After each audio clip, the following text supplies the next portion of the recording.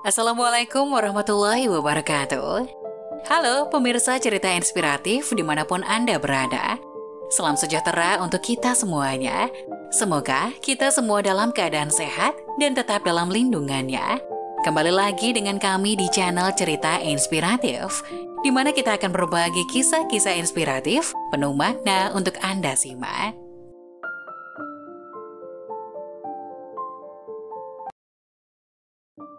Wanita miskin berbaju kusut tidak diizinkan masuk ke toko mahal. Di hari berikutnya, penjaga pintu bukakan pintu untuknya. Catalina sedang berjalan melalui area komersial ketika dia melihat seorang penjaga pintu menghentikan seorang wanita untuk pergi ke toko pakaian. Dia bertanya kepada wanita itu apa yang terjadi dan menemukan kebenaran yang mengerikan yang membuat Catalina menyusun rencana. Catalina memeriksa teleponnya saat dia berjalan, bertanya-tanya apa yang harus dimakan untuk makan malam ketika keributan beberapa meter di depan menarik perhatiannya. "Bu, saya tidak bisa membiarkan Anda masuk. Maaf, ini toko kelas atas. Kunjungi Target atau apalah," kata seorang penjaga pintu kepada seorang wanita dan kembali ke toko. Bahu wanita itu jatuh karena kekalahan, jadi dia mulai berjalan pergi. Sesuatu tentang kata-kata penjaga pintu membuat Catalina salah jalan. Dia tidak bisa melepaskannya. Dia berlari ke wanita itu sebelum dia bisa pergi. "Hei, apa yang terjadi di belakang sana?" tanya Catalina. Wanita itu mendengar kaget dan air matanya membuat Catalina hampir mendidih karena marah. Sesuatu yang mengerikan telah terjadi. "Pria itu tidak mengizinkan aku masuk ke toko," dia mengungkapkan dan menelan ludah. Lalu dia menunjuk ke pakaiannya dan mengangkat bahu. "Karena rupanya aku bukan tipe pelanggan yang masuk ke toko itu." Memang, dia tidak mengenakan pakaian paling mahal di dunia. Bajunya tampak tua dan usang, tapi bersih. Celana panjangnya dapat diterima meskipun terlalu besar untuknya. Ia menunjukkan bahwa dia mendapatkannya bekas atau dijual. Namun bagi Catalina, apa yang dikenakan wanita itu bukanlah dasar untuk menolak. Catalina memejamkan matanya, amarah mendidih di dalam dirinya. Tidak ada yang pantas diperlakukan seperti itu. Apapun yang terjadi, sementara sebagian besar toko memiliki hak untuk menolak layanan di negara ini. Tampaknya tidak adil bagi mereka untuk menolak seseorang hanya karena penampilan mereka. "Siapa namamu?"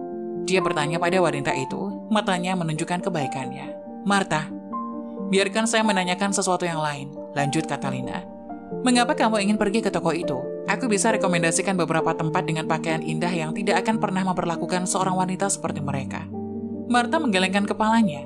"Putri saya telah berjalan di jalan ini selama bertahun-tahun dan bermimpi memiliki gaun dari toko itu.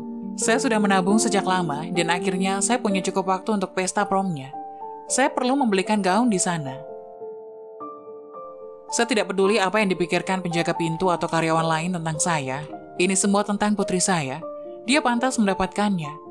Saya kehilangan suami saya belum lama ini dan dia adalah gadis ayah seperti itu," jelasnya, matanya penuh dengan air mata lagi. Kata-kata Martha membawa Catalina ke masa kecilnya. Situasinya tidak sama karena orang tuanya selalu menghasilkan uang yang relatif baik. Tapi mereka terlalu sibuk dan sering absen dari hidupnya. Ketika kakeknya meninggal, dia tidak bisa dihibur.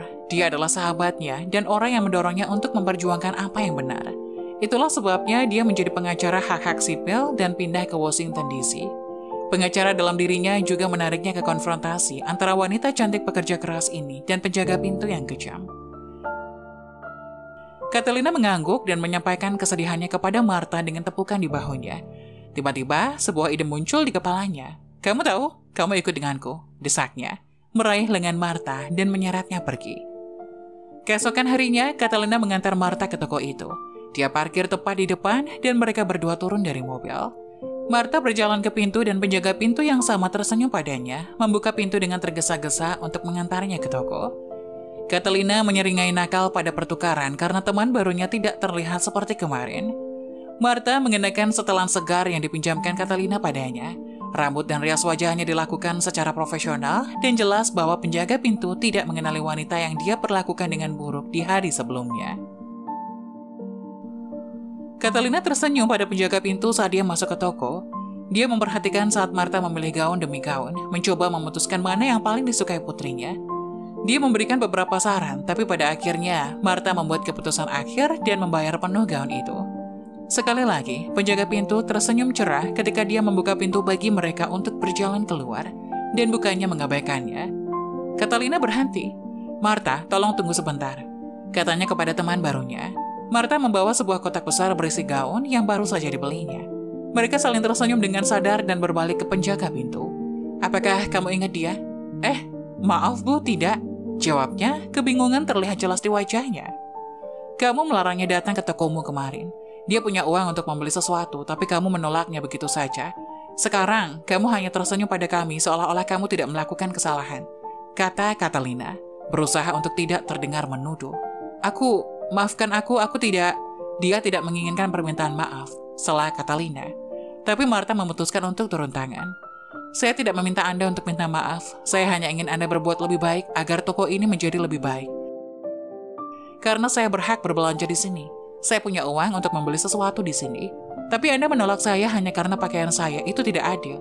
Saya berharap itu tidak terjadi lagi," kata Martha dengan suara setenang mungkin.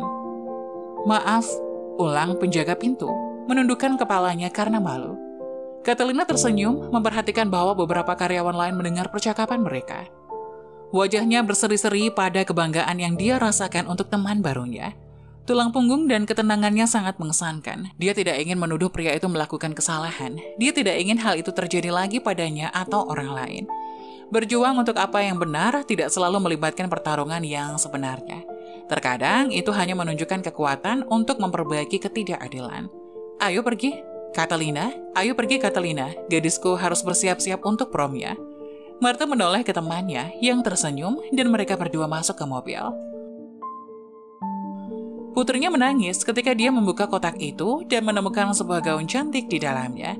Dia adalah yang berbusana terbaik di acara itu. Tapi yang terpenting, dia adalah yang paling bahagia karena ibunya telah memberinya kejutan yang luar biasa. Setelah itu, Catalina memberi Martha pekerjaan yang lebih baik di kantornya dan menyaksikan temannya menaiki tangga perusahaan seperti seorang juara. Apa yang bisa kita pelajari dari cerita ini? Berjuang untuk apa yang benar tidak harus melibatkan perkelahian. Martha dan Catalina menunjukkan kepada penjaga pintu betapa salahnya dia di hari sebelumnya dengan hanya menunjukkan biasnya. Sebaiknya jangan menghakimi orang, apapun situasinya. Penjaga pintu mengusir Martha karena penampilannya, pakaiannya yang lusuh. Tapi dia mendapat pelajaran ketika dia kembali keesokan harinya. Nah, bagaimana menurut kalian? Jangan lupa tulis pendapat kalian di kolom komentar ya. Wassalamualaikum warahmatullahi wabarakatuh.